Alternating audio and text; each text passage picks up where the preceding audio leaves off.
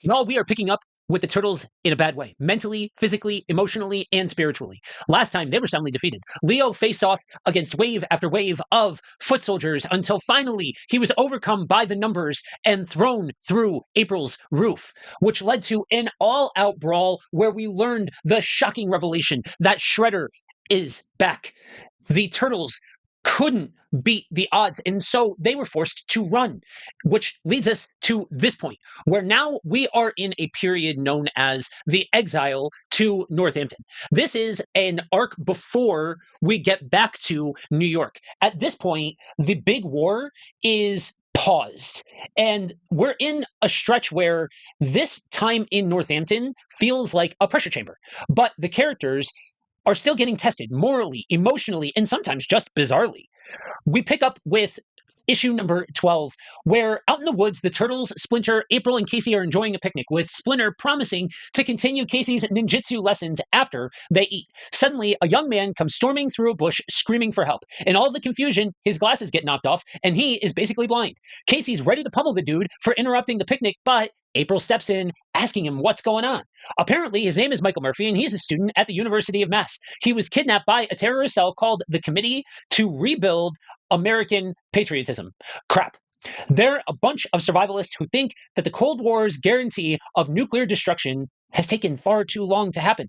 They want a post-apocalyptic future now, so that way they can prove their survival training to the world. Thus, they forced Michael to build a nuclear bomb in the compound that he escaped from. Michael's then shot by a sniper and everyone takes cover. Casey and April take Michael for treatment while Splinter and the Turtles deal with the survivalists.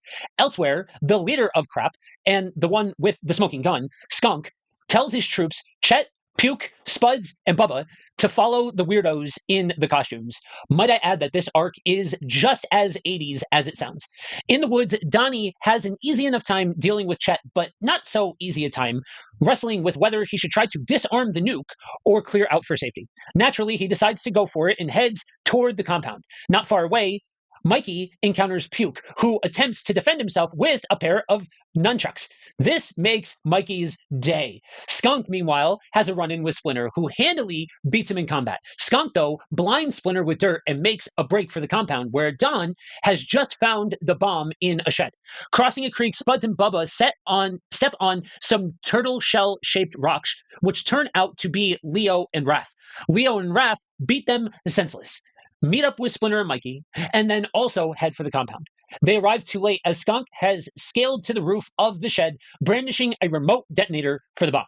Splinter tries to talk him down, but Skunk insists that the only way the world will listen is with blood. Suddenly, Donnie comes running from behind the shed and tells his brothers to hit the deck. Skunk sets off the bomb, but the explosion only blows up the shed, and Skunk with it. Back at the farm, Casey says that the doctors think Michael will pull through. April and Splinter compliment Don on his fast thinking, removing the plutonium core from the bomb to render the explosion relatively harmless.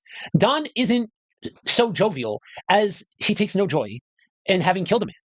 And he can also sympathize with Skunk as who doesn't want to survive. Survivalist is famously Peter Laird's first solo story, and he describes the new rotating dynamic in the Turtle Tracks editorial after the issue. Now, of course, the on-off Eastman-Laird dynamic, described as the new status quo, would only last a handful of issues before both men walked away from the title to handle the corporate side of their new media empire once Turtle Mania sweeps the land, farming the comic out to staffers. As his first solo story, Laird excels in certain areas and definitely stumbles in others. We pick back up with issue number 13, The People's Choice. Hiking through the forests of Northampton, the Turtles follow Casey's direction to an abandoned house on the edge of the lake. As Don climbs to the roof for a better view, Leo insists he come down before he hurts himself. Mikey, realizing Leo is still spooked from his defeat at the hands of the Foot. Don climbs up anyway, just in time to see a shooting star come careening toward him. The shooting star demolishes the old house and lands in the lake. After Don gets his bearings, the Turtles investigate the lake and are met by a giant robot. Raph jump kicks the badly damaged machine, breaking it apart and revealing an unconscious woman inside. The turtles take her back to camp so that she can recover. Meanwhile, in space, the evil Moria is infuriated that her ambush on Johanna did not destroy her as planned. Mariah decides to wait for Johanna and send a distress signal, then finish her off in person. Back on Earth, Johanna recovers, and after instantly learning English and recognizing that the turtles are no threat, she tells her story. Apparently, on her planet of Slandan, after being elected by the people, the new ruler is required to defeat the previous in battle before they can take office. Johanna was on her way to the agreed upon place of battle when Mariah unlawfully ambushed her. Johanna sends a distress signal so she can be picked up and begins meditating for her inevitable battle. Mariah intercepts the distress signal and lands in Northampton, bringing along with her a quartet of alien warriors to tip the scales in her favor. A rock monster, a slug monster, a pterodactyl man, and a multi-eyed big mouth thing.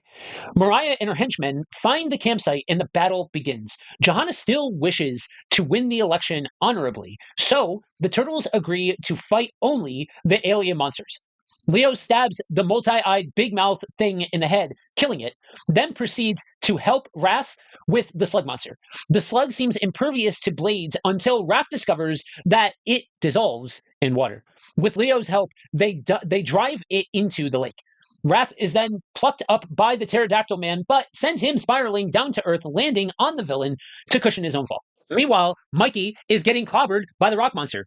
See what I did there? The rock monster hurls a grenade at Don, who bats it back at him like a baseball. The grenade lands in the monster's mouth and explodes, killing him. With the field even, Johanna tells the turtles to stand down while she takes on Mariah. Mariah begins to take the upper hand in battle, but Johanna knows that it is her duty to free Slandon from the tyrannical rule of Mariah's family. Johanna wins the battle, but rather than kill Mariah, she opts to brand her flawless face with a symbol of her defeat. Johanna then beams her victory back to Slandon, and she and the turtles ditch Mariah to wallow in defeat. Don watches over Johanna as she rests from her battle before falling asleep himself. In the early hours of the morning, Johanna receives the transport signal. She cuts off her warrior's braid and lays it over the sleeping Donatello before disappearing. In the morning, Casey and April arrive in their car to pick the turtles up, and naturally, they don't believe a word of their story. Don, however, is speechless as he looks wistfully into the sky, clutching the braid in his hand. This issue is a prime example of exactly when TMNT can just slide in and make it cosmic at the drop of a dime, because it's all normalized. It's normalized that we'll go from fighting survivalists in the woods to getting involved in a royal alien dispute. Exile to Northampton arc consists primarily of one-shots that rely on the turtles being in the right place at the right time for something frankly weird to happen. Factoring in the Tales of the TMNT Volume 1 issues that take place during this time frame, a few of the stories introduce reoccurring characters and villains like the Rock Monster, who makes later appearances in the video games. From here, we're heading to the snowy streets of Northampton in issue number 14. Casey has taken to playing old-fashioned gumshoe and is prowling the empty streets looking for a quote-unquote case. While reminiscing about playing in the streets with his cousin Sid when he was a kid, Casey makes a shocking discovery. The giant brass cow decorating the top of Louis' Variety has been stolen. Casey spends all the next day and night searching for clues and returns to the farm the following morning, nearly frozen to death. April leaves Casey in the care of the turtles as she needs to get to her job at the diner before she gets fired. While at the diner, April hears two shady-looking patrons discussing a cow in a hushed tone, followed by mentions of a boss and room 213 at the Hotel Northampton. April calls Casey up to give him the scoop, unaware that her suspects overhear her phone call. Casey rushes to the hotel and is summarily. While at the diner, Casey hears two shady-looking dudes discussing a cow, followed by mentions of a boss, and room 213 at the Hotel Northampton. April calls up Casey to let him know what's up, unaware that her suspects overhear everything. Casey rushes over to the hotel and is immediately thrown out. April meets up with Casey there and decides to do some snooping of her own There's going to be a party at the hotel that night celebrating Cudworth's daughter's graduation, just the inn that April and Casey needed. That night, April and Casey arrive at the hotel in their finest with the reluctant turtles in tow. While they mingle at the party, the turtles are to break into room 213 and search for clues. The turtles break in and find a box full of photos, all of Cudworth, Howard, and the cow and the store. The weird thing is, they're actually in room 215. Down at the party, April gets separated from Casey and finds herself being pursued into an empty hallway by Howard, recognizing her from the diner. She bumps into the three Smeagol brothers, Michael, Luca, and Luca, who are acting as goons for Cudworth and Howard. Cudworth pays the Smeagols the $10 million in exchange for the stolen cow, while Howard tells them to keep April detained, but not to harm her under any circumstance. The turtles spot the brothers making off in their van with April and give chase in Casey's old pickup truck. In the men's room, Casey is hiding out in a stall waiting to overhear a lead. Two locals come walking in discussing a hot tip about a local fair, namely the sure winner of the best cow competition. Misinterpreting the discussion, Casey hails a cab to take him to the farm on Route 116. At the brothers' auto garage, the goons have April tied up alongside the purloined brass bovine draped in a tarp. The turtles break in and subdue the Smeagol's. They quickly elicit a confession. The brass cow is actually made from gold. When escaping the war-torn nation of Slovakia, their brother Louis stole the golden cow and disguised it as a fixture on the roof of a shop. Cudworth hired them to steal the cow, though they had planned to double-cross him and take it back to Slovakia with their $10 million payday. Knowing they need more evidence to pin the theft on Cudworth, Leo concocts a plan, calling Cudworth at the hotel. Leo, pretending to be one of the brothers, demands an additional $5 million for the cow, knowing it will lure Cudworth to the garage where they can tape record some incriminating dialogue. Meanwhile, at the farm, Casey realizes he's on the trail of an actual cow and orders the irritated cabbie to take him back to the hotel. Back at the garage, the turtles are disguised as the brothers, holding unloaded guns and awaiting Cudworth to arrive. When he and Howard do, along with some additional goons, none too pleased, Cudworth demands a look at the golden cow, but when the turtles remove the tarp, they find it to be a cow-shaped decoy made of rocks. The brothers, having freed themselves, then burst through the garage door with the real cow loaded into the back of their truck. Cudworth and the turtles each give chase in their vehicles. As it so happens, the Smeagol's pass Casey's cab, ordering the cabbie to drive up close to the truck. Casey leaps onto the roof and scares the brothers into crashing. Cudworth arrives at the crash site ready to claim his golden prize when Howard reveals himself to be an FBI agent. He's been undercover the whole time following Cudworth. Howard calls in for reinforcements and Cudworth surrenders. Seeing the entire chaos, April ditches the turtles on the side of the road, then proceeds into the fray to collect Casey. Howard demands an explanation from the two of them.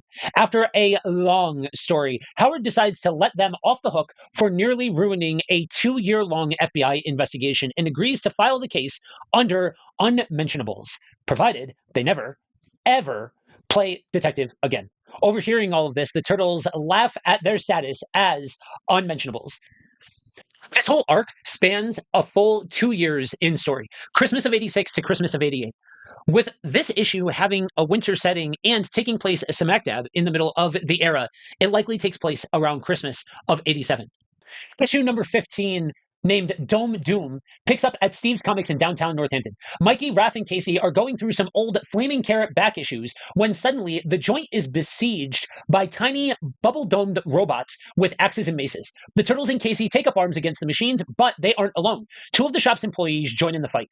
A short guy with a weird, featureless face transforms into the hero Metalhead, who has devil horns and can control his metallic hair like tentacles.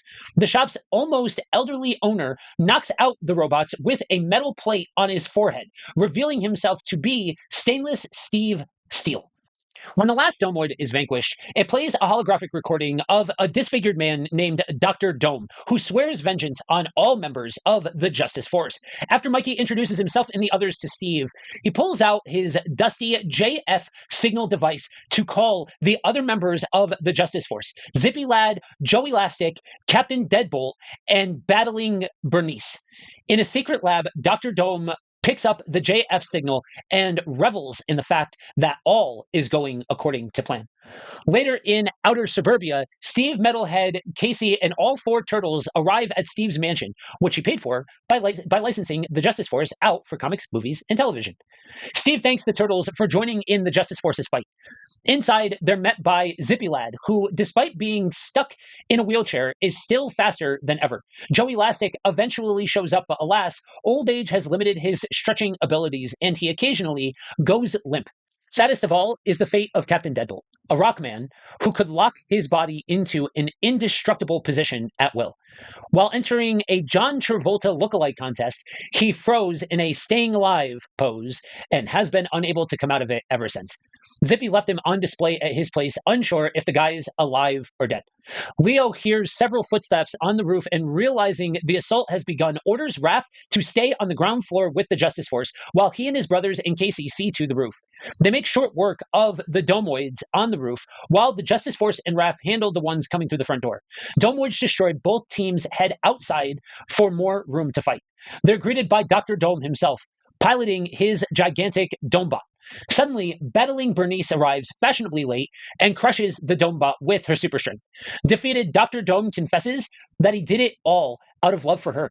Bernice reveals that she's actually Ananda, daughter of the original Battling Bernice, who died 3 years ago. As it turns out, Dr. Dome was originally a member of the Justice Force, but left when Stainless Steel Steve won Battling Bernice's affections. Ananda is ready to give up on Dr. Dome, but Steve isn't in such a hurry. He offers Dome the opportunity to come stay at his place and perhaps mend old wounds and use his skills for the betterment of mankind and make up for some lost time. Dr. Dome accepts. Back at the farmhouse, Raph is reading an issue of All New Justice Force. Mikey ponders if Steve will be able to rehabilitate Dr. Dome. Raph says they should at least give him a chance, as time heals all wounds. This issue, Kevin and Eastman made it a point to illustrate that the Turtles live in a world already populated by superheroes and general comic book weirdness fairly early on. I know not every Turtle fan loves the outside superheroes that share the same universe as the Turtles, but I, for one, appreciate it. Considering the scale of the world, it only makes sense that superheroes would exist in this continuity. Besides, it makes it feel more lived in. Finally, in our Exile arc, we've got issue number 17. It's feudal Japan, and Michelangelo has been wandering the countryside for 3 days searching for his lost brothers. As night falls, he's met by a small family: the elderly father, Toshiro, an infant son, Saki, and the beautiful teenage daughter, Tai. They enjoy each other's company for a while, with Mikey and Tai immediately hitting it off, at least until Toshiro and his family are attacked. As it turns out, Toshiro is a displaced feudal lord, and Daimyo Orkai has sent a unit of his corrupt samurai to assassinate him and kidnap Princess Tai. Mikey successfully protects the lord and prince, but the evil samurai gets away with the princess, whom he intends to make his bride.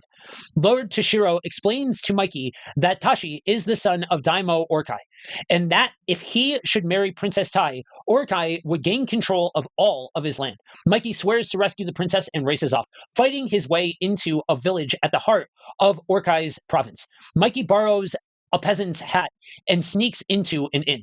There, he waits for one of the drunken samurai to stumble out of the joint, then promptly kills him and takes his uniform. Mikey then uses the disguise to sneak into Orkai's stronghold. Meanwhile, Orkai berates Tashi for failing to kill Lord Toshiro, as in order for their marriage scheme to work, Toshiro must be dead. Mikey finds his way into the dungeons and to Princess Tai's cell. He's about to rescue her when he's interrupted by a hulking executioner who attacks him. Mikey frees Tai in the chaos and tells her to make a break for it while he deals with the executioner. Tai doesn't make it very far, as she's quickly cornered by Orokai, Tashi, and their man-eating Velociraptor. Princess Tai is defiant to the last, though Orkai assures her that after the marriage is done and her usefulness is through, she will be killed. Mikey then steps into the room carrying the corpse of the executioner. Orkai sicks the dinosaur on Mikey, but he easily stabs it through the skull with his katana. Tashi enters the fray, but Mikey blocks his attack with his nunchuck, then fells the samurai with a kick. Grabbing Tai, Mikey escapes through a window. Orkai's guards pursue Mikey and Tai, eventually trapping them on the bridge. Orkai and Tashi catch up, ready to finish the deed when Lord Toshiro intervenes, backed by a small army of armed peasants. The peasantry have had enough of Orkai's tyranny and have joined with Lord Toshiro in rising against him. Mikey and Tashi go at it once more, with Mikey easily besting the arrogant samurai. Lord Toshiro then banishes Orkai and his son under penalty of death should they ever return. Later, Mikey bids Princess Tai farewell. Tai begs him to stay so that way they can be together, but Mikey insists that he must find his brothers so that way they can return home. Treading back into the mountains of Japan, Mikey vows never to forget Princess Tai. Back in Northampton, Mikey sits at a desk in his room, putting the finishing touches on his story. He asks Clunk if he thinks the thing is too corny, though. This is where we get Mikey's enjoyment of writing. This is one of my favorite stories in the Exile era, and one of the better Michelangelo-centric issues of the whole series. Most Mikey-heavy tales opt to focus on the humor of the character, his comic relief nature, and that's a very thin tightrope to cross. If you're not funny, then the whole thing falls apart.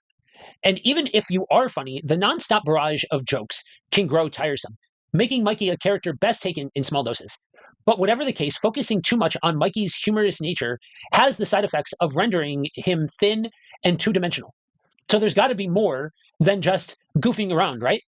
This is one of the most important Michelangelo stories ever written, as it illustrates that there is a deeper, more intelligent and creative aspect to the character. Now, unfortunately, this aspect of Michelangelo would be similarly ignored by Mirage for the better part of 10 years, not to be approached again until Gary Carlson's TMNT in Volume 3.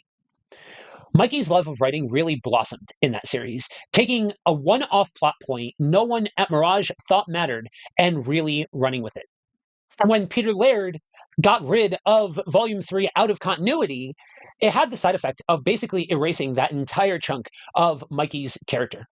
That is where we leave off. We'll pick up next time with Return to New York, one of the seminal series in Volume 1. This one's a little weird. Like I said, this is a series of individual stories that outline 2 years that the Turtles are away, and doesn't really ramp up into a clear-cut, definitive moment where the Turtles need to come back. But we will get to their return to New York next time.